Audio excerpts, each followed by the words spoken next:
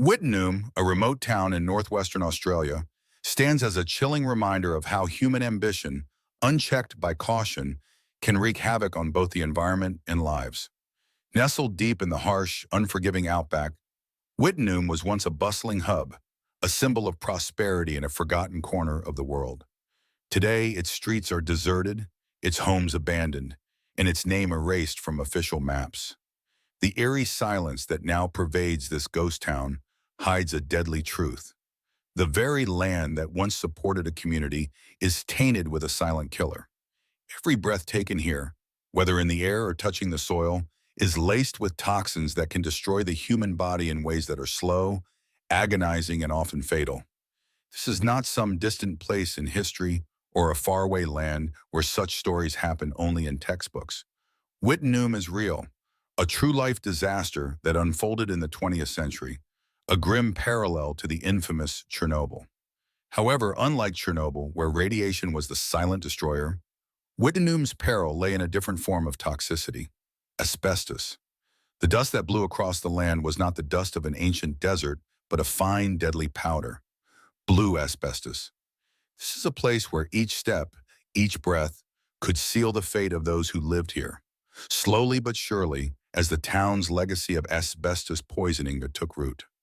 The tale of Wittenoom is a powerful reflection of how fragile and transient our relationship with nature can be. It shows us the dire consequences of exploiting the Earth's resources without understanding or caring about the long-term damage that can be done. And it serves as a potent reminder of why we need to cherish and protect our natural world, not only for ourselves, but for the generations that follow. This theme of respecting the environment is something that resonates with Holzkern, a brand that celebrates the natural world in a positive light. Holzkern crafts premium watches and jewelry from FSC-certified wood and repurposed materials. Each piece is a testament to the beauty of the natural world, offering something unique and personal. By choosing Holzkern, you are choosing sustainability, supporting a brand that uses responsible, eco-friendly materials.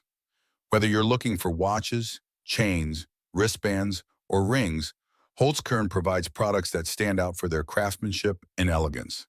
When you use the link in the description and enter the code FERN, you can receive an exclusive 15% discount on your first order. Plus, with free express shipping, your beautiful piece will arrive within just 2 to 5 days. Not completely satisfied? No worries.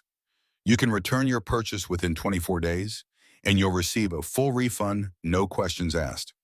Holzkern is all about creating pieces that are both timeless and sustainable, something you can feel good about owning. Returning to Wittenoom, it's hard to imagine how a town once brimming with life and opportunity could descend into such a tragedy. The story begins in the 1930s when a small company set up a mine in a pair of gorges nestled in the outback. The blue mineral they were extracting caught the eye of larger corporations, and in 1943, Cesar, an Australian conglomerate, took over the operation with a vision to increase production. The following year, with the full support of the Western Australian government, CSR established a worker settlement 10 kilometers from the mine. It was here, in the harsh wilderness of the outback, that Wittenoom was born. At first, Wittenoom was like any other small town: a school, a hospital, a bakery, a hotel. It was a place where people could build lives, raise families, and earn a living. And the town grew quickly. By the 1950s, Wittenoom had reached a population of 20,000, as people flocked from all over Australia to work in the mines. The demand for the blue mineral was skyrocketing, and the mine, which was the only one of its kind in Australia, produced over 161,000 tons of asbestos within a decade. But as the town expanded, so did its invisible, deadly threat. The fine blue dust from the mine, what was essentially waste, was not discarded but instead repurposed for construction. The people of Wittenoom, always looking for a way to make the best use of what they had, began using the asbestos tailings in creative ways. The fine blue particles were spread across the town, laid down as road surfaces, used to build homes, and even sprinkled on playgrounds. It was an excellent way to combat the extreme heat of the outback, providing insulation and cooling effects. But what the residents didn't know was that these particles, invisible to the naked eye, were lethal.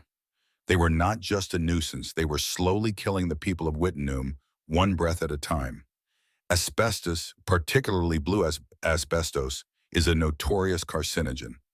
The fibers, once inhaled, are so fine and sharp that they lodge themselves deep within the lungs, causing irreversible damage. Over time, they scar the pleura, the protective tissue that surrounds the lungs, leading to conditions such as asbestosis, a debilitating disease marked by chronic coughing, severe pain, and difficulty breathing.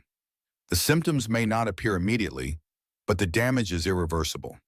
And while asbestosis is bad, it was only the beginning of Wittenoom's deadly legacy. The real horror lay in mesothelioma, a rare but aggressive cancer caused by asbestos exposure. Mesothelioma's onset can be delayed by decades, which means that the people of Wittenoom didn't know the full extent of the danger they were in.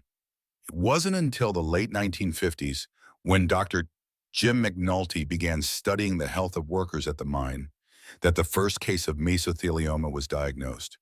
McNulty had already been sounding alarms about the dangers of asbestos for years, but it wasn't until he identified the cancer in 1960 that the deadly effects of the mineral truly became apparent. But even then, the residents of Wittenoom weren't fully warned. They continued their lives in the shadow of a slow-moving catastrophe, unaware of the ticking time bomb inside their lungs.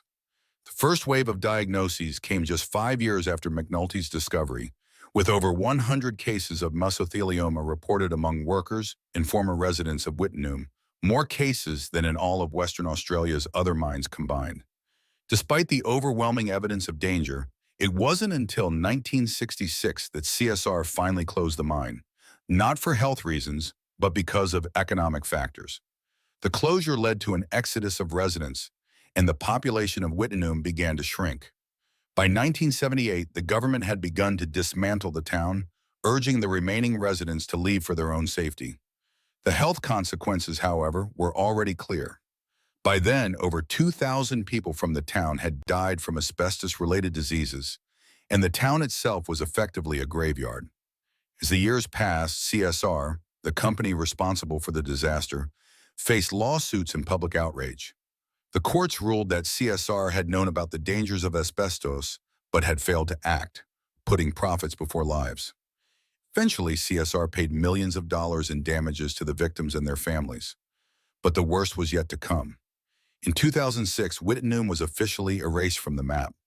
The town was no longer considered a place but a contaminated wasteland. The power grid was shut down, and the town's remaining signs were taken down. Yet, even now, Wittenoom's toxic legacy endures. The 3 million tons of asbestos tailings left behind continue to leach into the environment, carried by wind and water, spreading the poison ever further. Despite the government's efforts to seal off the area, some people refuse to leave. In 2022, the New York Times visited Wittenoom to document the last two holdouts, Mario Hartman and Lorraine Thomas. Both had ignored evacuation orders, and it was only after an official intervention that Lorraine was finally escorted out of her home. The final remnants of Wittenoom are now being destroyed, but the dangers of the past continue to linger in the land. But the true tragedy of Wittenoom doesn't end with the town's last residents. The land holds cultural significance for the Banjima people, the indigenous people who had lived in the region long before the mine was set up. For years, they have called for the cleanup of the area, but the government has been slow to act, citing the prohibitively high costs of remediation. The legacy of Wittenoom is one that will continue to haunt the people of Australia for generations to come. The dust may have settled, but the damage has already been done. For the people who once lived there, the fibers of the past are still with them, lodged deep within their lungs. And as time goes on, more and more of them will succumb to the deadly diseases that Wittenoom gave them. It is a tragic tale of greed, negligence, and the dangers of turning a blind eye to the environment. The story of Wittenoom is a cautionary tale, one that echoes through history, reminding us all of the importance of protecting our planet, not just for ourselves, but for future generations. The winds may have carried the dust away, but the story of Wittenoom, like the fibers of asbestos, will never fade.